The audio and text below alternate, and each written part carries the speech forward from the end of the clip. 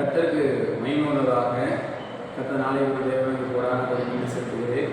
கர்த்தர் 2024 ஆண்டு நம்மை போல பாதுகாத்து இந்த 2026 ஆண்டை பார்க்கும்படியாக கர்த்தர் கிருபை செய்தார். இந்த புதிய வருட ஹாப்பி நியூ இயர் எல்லாருக்கும் இந்த புத்தாண்டு வாழ்த்துக்கள் மனதார உங்களை வாழ்த்துகிறேன். இந்த நாளை கர்த்தர் இந்த மாதம் கொடுத்த வாக்குத்தத்தம், நான் உன்னை ஆசீர்வதிக்கவே ஆசீர்வதித்து உன்னை பெருகவே பெருக பண்ணுவேன் என்று ஆண்டவர் வாக்குத்தத்தம் கொடுக்கிறார். ஆண்டவர் இயேசு கிறிஸ்து ஆபிரகாம் ஒருவனை அழைத்து அவனை ஆசீர்வதித்து அவனை பெருக செய்தார். எபிரேயரில் வாசிக்கிறோம், உன்னை ஆசீர்வதிக்கவே ஆசீர்வதித்து உன்னை பெருகவே பெருக பண்ணுவேன் என்று கர்த்தர் சொல்கிறார். பாருங்க, அப்போ நம்ம வாழ்க்கையை புரிதலுக்காக நம்மளை ஆண்டவர் அழைக்கவில்லை, உங்களை ஆசீர்வதித்து உங்களை பெருக பண்ணுவதற்காக உங்களை தெரிந்து கொண்டிருக்கிறார். பாருங்க, யோகில வாசிக்கிறோம், முன்னிலையும் பாதிக்கும் பின்னிலையும் இடத்திலேயே அவனை ஆசீர்வதித்தார். உங்களுடைய செய்கிற வேலை குறுகி போயிருக்கலாம், உங்களோட வாழ்க்கை பிஸ்னஸ் குறுகி போயிருக்கலாம், வீடு கட்டப்பட்டு அதை பாதை நிறுத்தப்பட்டிருக்கலாம், திருமண தடையாக இருக்கலாம், திருமணமாய் குழந்தை வாய்க்கலாம் வாழ்ந்து கொண்டிருக்கலாம். இன்றைக்கி ஆண்டவர் இயேசு கிறிஸ்து இந்த புத்தாண்டு நாளையை பார்த்து சொல்லுகிறார். இயேசு சொல்லுகிறார், உன்னை ஆசீர்வதிக்கவே உன்னை ஆசீர்வதித்து உன்னை பெருகவே பெருக பண்ணுன்னு சொல்லுகிறார். நீங்கள் செய்கிற வேலைகளை இந்த ஆண்டிலே உங்களுடைய ஆசீர்வாதங்களை பெருக பண்ண போகிறார்.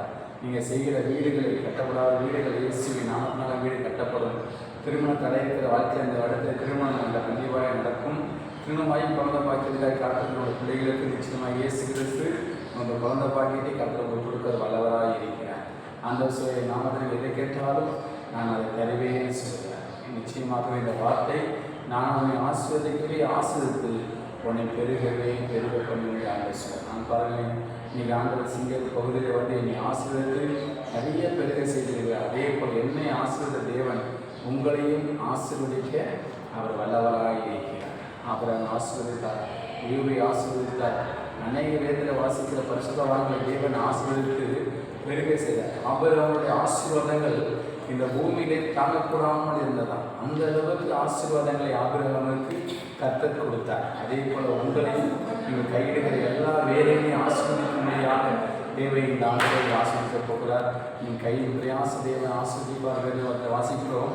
உன் கையின் பிரயாத நீ சாப்பிடுவாய், வாக்கின் நன்மையும் உனக்கு உண்டாயிருக்கும். நீ கையிடுகிற எல்லா வேலையும் உன் தேவனை கர்த்தர் உன்னை ஆசீர்வதிப்பார் என்று கர்த்தர் சொல்லுகிறார். நீங்கள் செய்கிற வேலைகளை ஆசீர்வதிப்பார், நீங்கள் செய்கிற ஊழியங்களையும் கர்த்தர் ஆசீர்வதிப்பார். இந்த ஆண்டு உங்களுக்கு பெருகிற ஆண்டாக கர்த்தர் கொடுப்பார். உங்கள் பிஸ்னஸ் ஆசீர்வதிக்கப்படும், குடும்பங்கள் ஆசீர்வதிக்கப்படும், உங்கள் நன்மைகள் நிச்சயமாகவே இந்த மாதத்திலே பெருக செய்ய போகிறார். இந்த வார்த்தைகள் உங்களுடன் விசுவாசிக்கிறேன்.